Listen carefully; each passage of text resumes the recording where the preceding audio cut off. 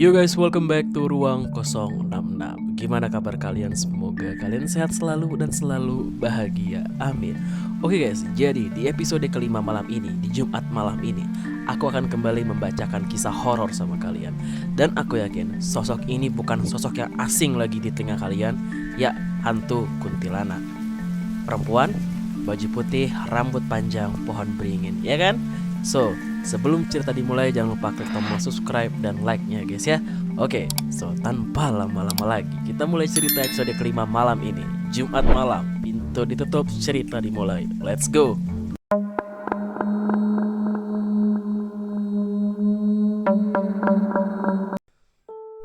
Kuntilanak atau dalam bahasa Melayu Pontianak atau Puntianak atau sering disingkat Kunti adalah hantu yang dipercaya berasal dari perempuan hamil yang meninggal dunia atau wanita yang meninggal karena melahirkan dan anak tersebut belum sempat lahir alias keguguran guys.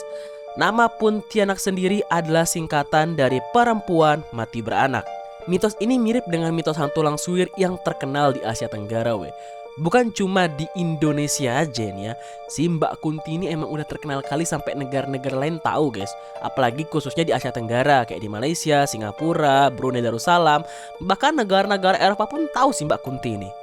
Nah, mitos tentang Mbak Kunti ini udah ada sejak tahun 1600-an 400 abad yang lalu eksis kan nih Mbak Kunti ini. Umumnya nih ya, penggambaran Mbak Kunti itu sebagai sosok wanita berambut panjang dengan menggunakan baju berwarna putih.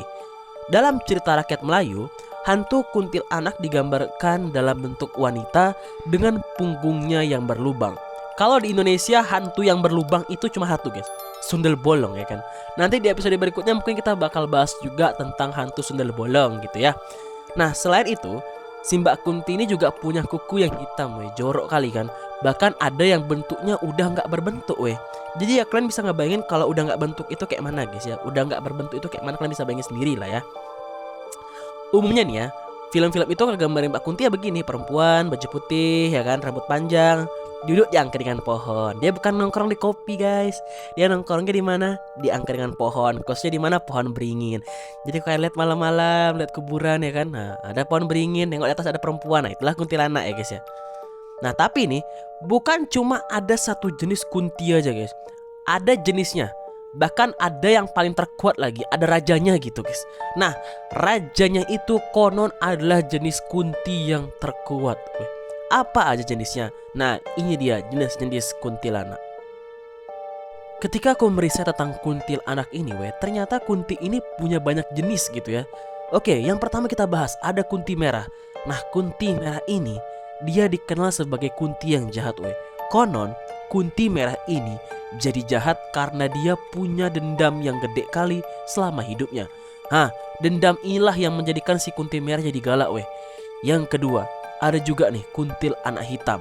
Nah, si kunti satu ini adalah jenis kunti yang terkuat Dia ini selain punya dendam kayak si kunti merah, tapi juga punya kuasa Kuasa buat ngatur kunti lain, kunti super power gitu.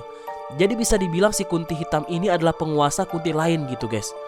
Nah, ada juga kunti biru nih. Kuntil anak yang ini katanya bahaya Dia bisa membuat manusia menjadi lemas, bahkan bisa membuat manusia tak sadarkan diri. Bukan cuma perbedaan warna aja guys ya. Ternyata kunti ini punya sifat yang beda-beda. Ada yang suka jahil. Nah, yang suka jahil ini tujuannya cuma buat nakut-nakutin manusia aja. Ada yang cinta mati sama manusia. Dia ini bakal ngekor aja kemanapun si manusia itu pergi. Ya kalau bahasa lainnya itu ketempelan gitu guys. Oke, setelah kita ngebahas jenis-jenis kuntilanak, gimana sih taunya tanda-tandanya kalau ada kunti di sekitar kita nih guys? Nah, yang pertama, kuntilanak ini suka berada di tempat lembab-lembab Contohnya pohon keramat, aliran sungai, bahkan kolam renang yang udah gak kepake. Tanda-tanda kuntilanak ini bakal muncul adalah harumnya bunga kamboja dan juga bunga melati. Selain bau bunga, tak jarang juga bau busuk menjadi pertanda ada si kuntilanak. Bau busuk ini berasal dari darah yang berada di sekujur tubuhnya kuntilanak. Nah, untuk melawan kuntilanak, ada beberapa kepercayaan untuk menangkalnya guys. Berdasarkan kepercayaan dan tradisi masyarakat Jawa, kuntilanak tidak akan mengganggu wanita hamil bila wanita hamil tersebut selalu membawa paku, pisau, dan gunting bila berpindah kemana saja. Hal ini menyebabkan seringnya terbiasa meletakkan gunting, jarum, pisau di dekat tempat tidur bayi.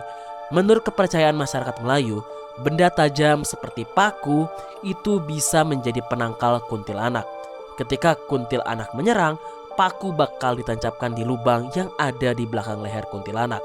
Sementara dalam kepercayaan masyarakat Indonesia lainnya, lokasi untuk menancapkan paku bisa bergeser ke bagian atas atau bagian ubun-ubun kuntilanak.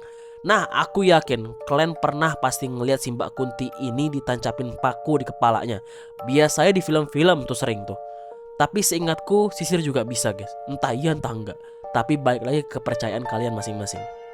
Oke, itulah cerita dari si Mbak Kunti guys. Salah satu hantu legendaris yang ada di Indonesia bahkan dunia. Kalau kalian tahu cerita lain dari Mbak Kunti, silahkan boleh share di kolom komen ya guys ya. Oke, sekian dulu untuk story malam ini di episode kelima di Ruang 066 malam ini.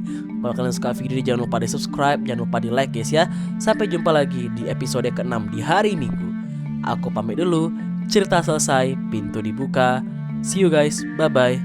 Good luck.